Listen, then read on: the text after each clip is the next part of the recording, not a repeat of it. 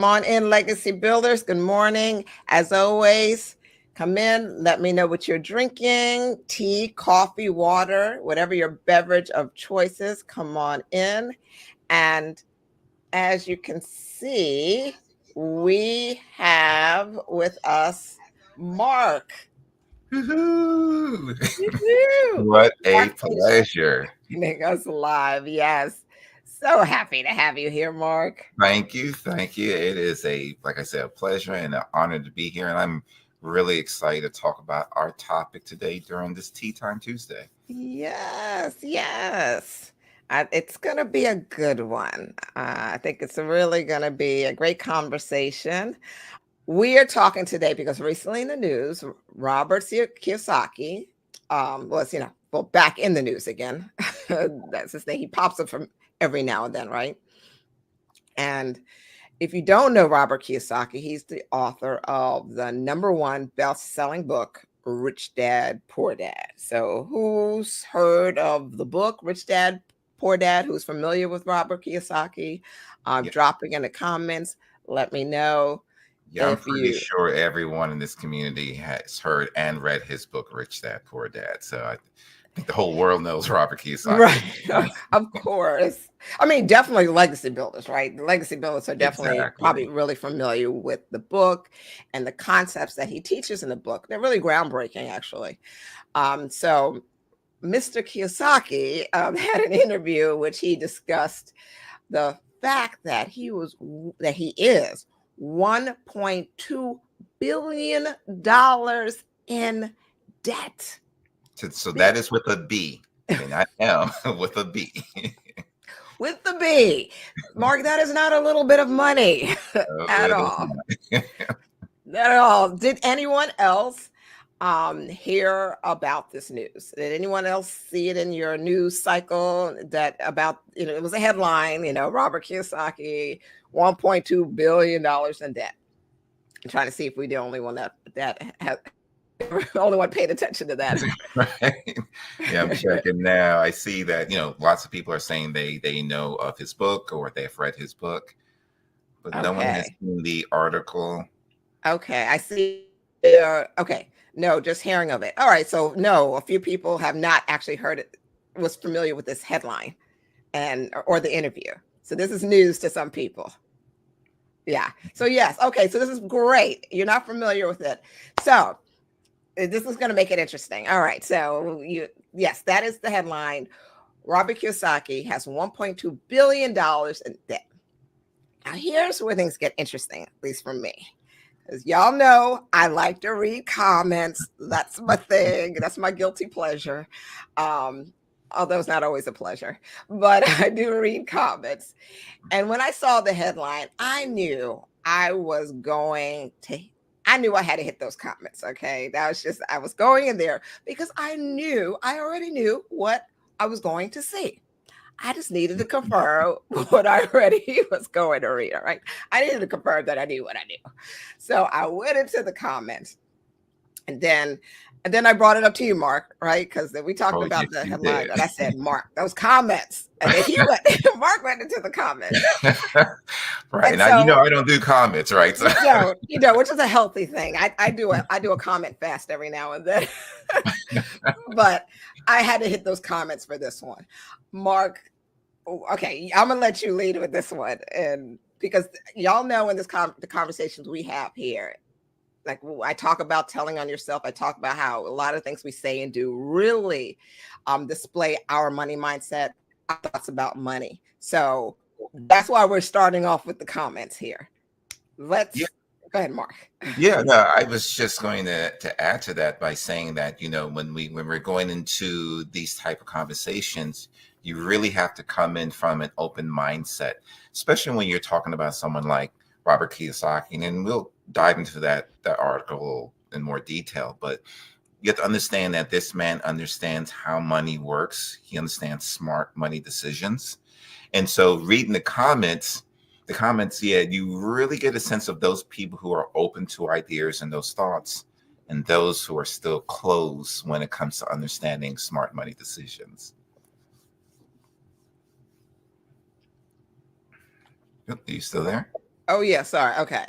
So, well, what are some of the comments that I want them to hear some of the comments. So like just Oh, let me pull it up read, right here. yeah, read just a couple of the comments.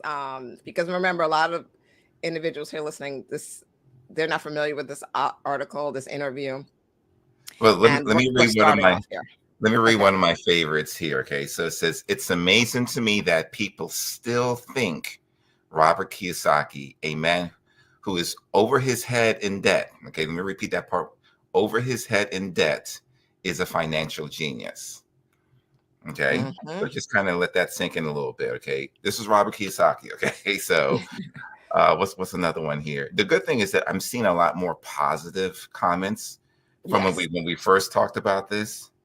Let me find another one here. And Marcel, if you find one as well. Yeah. I'm thinking of the one a couple of, they were around the fact that oh, I guess, well, I remember one was like, well, I guess he's poor dad now. He's back to being poor That was it. dad. Yes. So that was interesting, especially for where we're going to go in this conversation. So you're talking about being poor dad. We talked about, or they mentioned about just, pretty much not listening to him, not taking him seriously anymore. It went what I call passing a judgment without actually going in and getting an understanding about the conversation. And I think Yeah. that's like the core of what we're talking about here. Why we're starting off with the comments, right, Mark? Yes, I definitely agree that the lack of even wanting to understand, just being very judgmental without even the experience or the knowledge or even wanting to expose yourself to that knowledge, just coming from a place of criticizing. So, no, I agree Yes. 100% on that. And that's why we want to add the knowledge to that piece. Yes, yes. Because if we stop just where this conditioning, see, again, this is what we're going to go into our understanding around debt and wealth.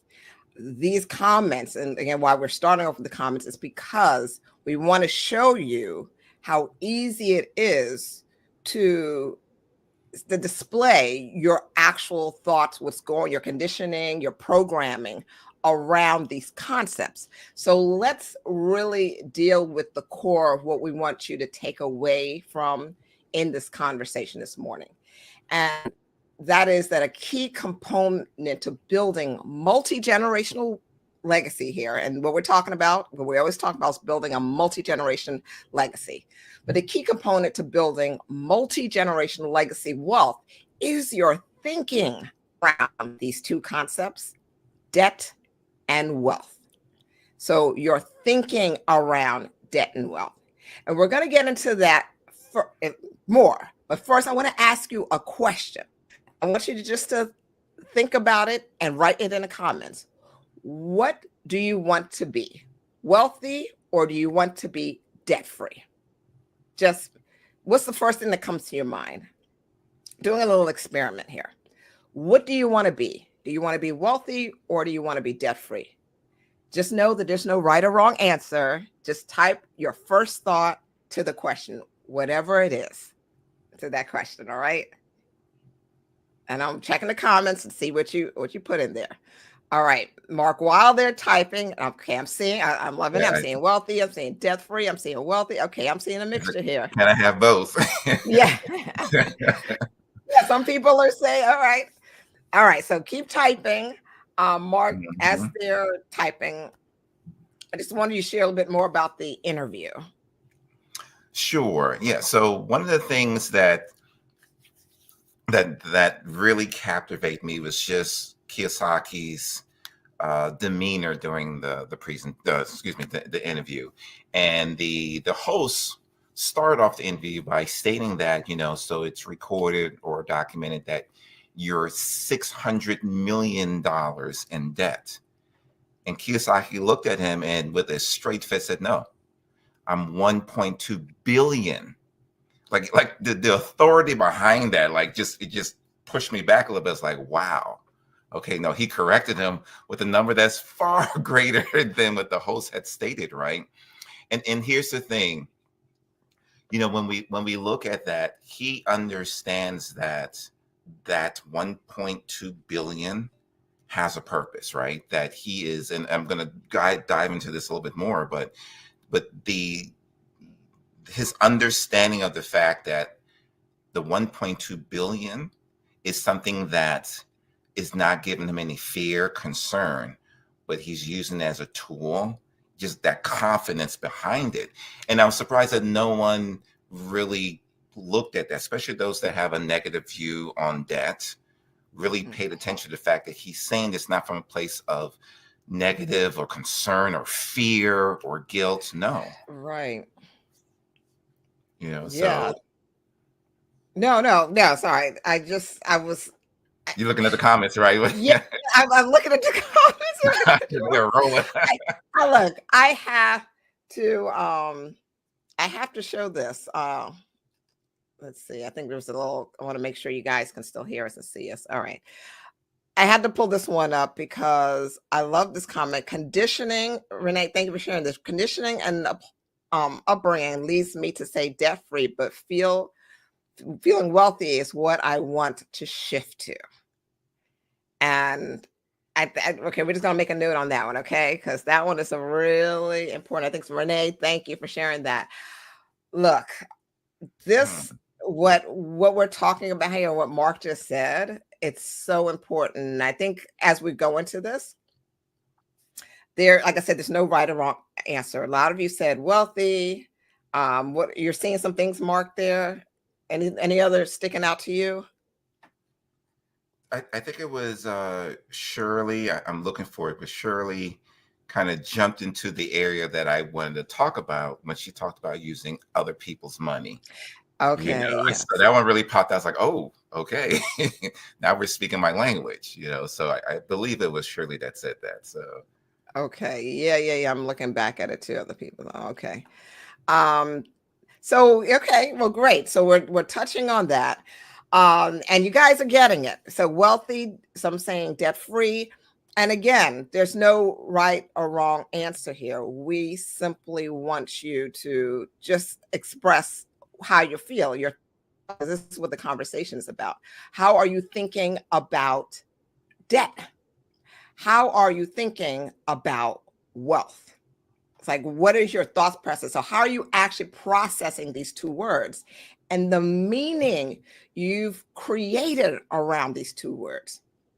And we are really going to tackle this during the Reveal Masterclass, because remember I said a key component to building multi-generational wealth is your thinking around debt and wealth, right? So you and I, Mark, had a familiar thought when we saw the headline in the first, our first thought about it. And this is how we're going to really get into this. When we saw the headline, both of us had a similar thought. So I'll let you share that. Right. I mean, my first thought was pretty much, if he has 1.2 billion in debt, well, then how much on the other end does he have in assets? Like automatically, it was just like, wow, his assets must be huge if he has 1.2 billion in debt, right? That's my first thought. And you would think, given his knowledge, the education he provides and everything, that we wouldn't be the only ones that think that, right? Yes. And I mean, yeah, he teaches about it, but again, and that's why I brought up Renee's comment, because she mentioned the key word conditioning about that. And that's where I kind of want you, as we talk about this process, it is about shifting the conditioning. We always talk about the program and what we're taught, what we hear, what we learn. From the time we're young, we're being conditioned and programmed to think a certain way around money. And these words that tie to the environment of money. So let's talk about the debt. Let's talk about that condition. You and I knew to automatically, when we heard the amount of debt coming from a man, this particular situation, in this context, we knew to automatically, because of a wealth building mindset, to say, oh, okay, I wonder how much assets he has, if that's what he has in debt. Correct. And so share a little bit about where that comes from, some of the thinking around debt that will allow our mindset to shift, and our minds to shift in that direction, as opposed to, what we saw in the comments. You know, Yeah. So, the first thing we did is with the open mindset is, as a legacy builder, is that we didn't stop at the word debt, right? Because we're talking about someone that is a master of leveraging other people's money, right? What we call OPM. And that's very important to understand and be able to control your money flow through optimizing debt, optimizing cash flow, and eliminating that fear of debt, right? And being comfortable with debt so that it's working for you, right? So when let's use an example of leveraging, because I think this is still an area that's lacking a lot of knowledge. And so and Marcella, let me add this to the question. Okay, so for everyone to write in the comments, so my question to you is, are you in debt? Okay, if you owe 5,000, but you have 10,000 in the bank. Okay, so you owe 5,000 and you have 10,000 in the bank. Are you in debt? So let's see what everyone has to say. Yeah. Go ahead and drop your answer in the comments. Are you in debt? If you owe 5,000, you have 10,000 in the bank. So let's touch on that. And Mark, I know you're going to touch more into this using the right terms, but as far as, preferred and non-preferred debt, making it clear that when we're talking about debt, and we obviously in this time span, we can't go into all the details of that, but I just want to get clear on that.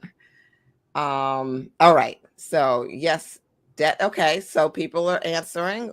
Okay. Yes. What are you seeing on your end? Question mark. No, not in debt if I have the 10,000 in the bank. Let me see. I would say it depends on what the debt is. That's a good one. I like that. Okay. See, I want to say, I'm on Instagram. I want to say yes, because debt is debt, but the answer I think is no. All right. All right. Nope. I guess Toyota says it's a debt to them. Okay. All right. I'm seeing the answers. I'm liking this. I'm liking this. All right, Mark, help them out here. I think this is a great segue into, we're talking about wealth and the conversation, your understanding around debt and wealth and your mindset. So this is a segue into the wealth conversation and our thinking around it. All right. So going back, we're going to address that. Going back to the Robert Kiyosaki interview. The interviewer asked him if he knew his net worth, and if he didn't know, and at the time he didn't know what his net worth was. And I think there was a bit more. Mark, you can go into that. He was able to define it. And I think this will help individuals to understand this question. And I see the confusion around this. So let's get some clarity around what we're talking about here, Mark, especially as it relates to this conversation with Robert Kiyosaki. Yeah. So in that conversation, when he was asking for his net worth, Kiyosaki defined it as, number one, he wants to make sure that he's making money even when he's not working. And as he stated, he's not working anymore. He said, I'm not working.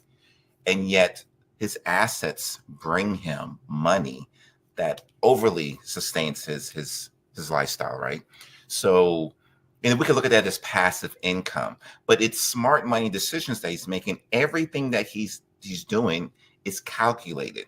And let's go back to if you owe 5,000 and you have 10,000 in your bank account or in investments, then in this case here for Robert Kiyosaki, he understands the power is that he does not want to interrupt his money making money, right? Because when he pulls that 10,000 in this example out of the bank or out of that investment, you've stopped that growth in that account to pay the debt. You pay the debts, but you don't have any more growth happening, right? So yes, you have that freedom, but you've lost the leverage to now make your money work for you. And here's the thing, because somebody made the comment about, it depends on the debt, right? You're absolutely right. Because what we want to do is we want to leverage debt. Most people, they end up using consuming debt, right? They have debt to consume, not to leverage their money. And that is a fundamental difference between using debt to your advantage and using debt as your handicap, right? Your cuffs, so to speak, right? Being a slave to debt, right? Because you're now a consumer. So it's that mindset that we have to shift to leverage the debt, because what we want to do is be able to use our money to work for us. So that's giving us liquidity, right? You have the ability to have your money with you, working for you.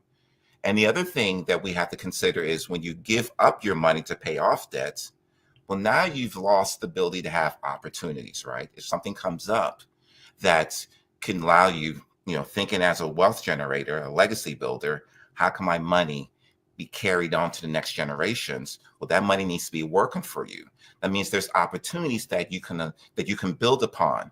If you don't have the capital with you to use as collateral, to use as leverage, then how are you going to continue that growth? By utilizing other people's money, right? So I'm giving you a very surface level idea here, and this is why we have the master class, so that we are able to dive into this a little bit more detail. Yes. And again, I want to emphasize to what you're saying. We're talking about preferred debt here. Using other people's money for preferred debt, and being able to use it in a way where you have leverage and everything that Mark just talked about here. And again, I'll reemphasize going into more details in the Reveal Masterclass, because of the level of details that can go into explaining this concept. It's very important that you're clear and that you understand, because all debt is not good debt, but also all debt is not bad debt. And we want to make sure you understand that. And I think Mark, you can see if you're seeing the same thing that I am, that the biggest thing that we've noticed, even working with clients in this conversation, is that when it comes to debt, there is, and building wealth is something that we desire, but often debt is something that we fear.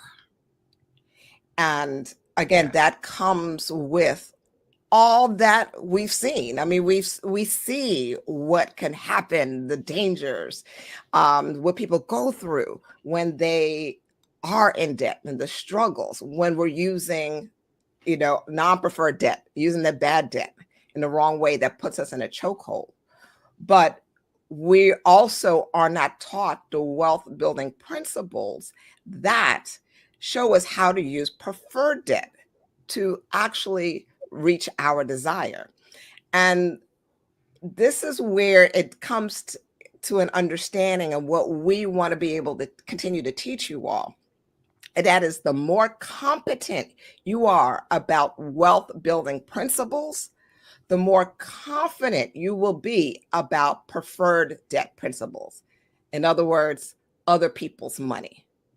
So meaning, the more effort you put into obtaining knowledge and growth so that you feel capable of building wealth, the less fear of debt you will have, and instead have more confidence about your ability to handle preferred debt. That's really where it is. It's building competence so that you can have more confidence. Does that make sense to you, Mark? Oh, And that maybe makes everyone else perfect. too. Does that make sense to everyone? Yeah. Yeah, and Ron made a comment here: debt is debt regardless of your ability to pay it.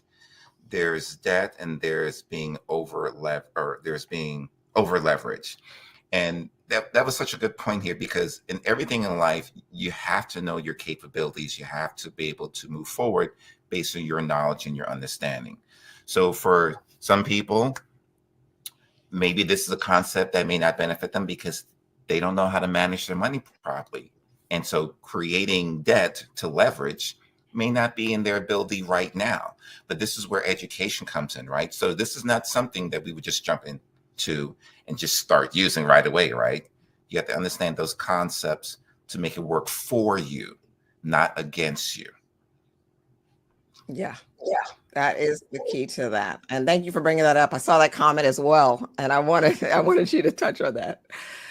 So, so it's about building the competence, and that competence comes as you grow your knowledge. Again, you grow your ability to understand the wealth building principles, and it takes constant reinforcement, and that's what being in a room is all about, right, Mark? Oh, exactly. Thank you, everyone, for joining us and for this incredible Yes.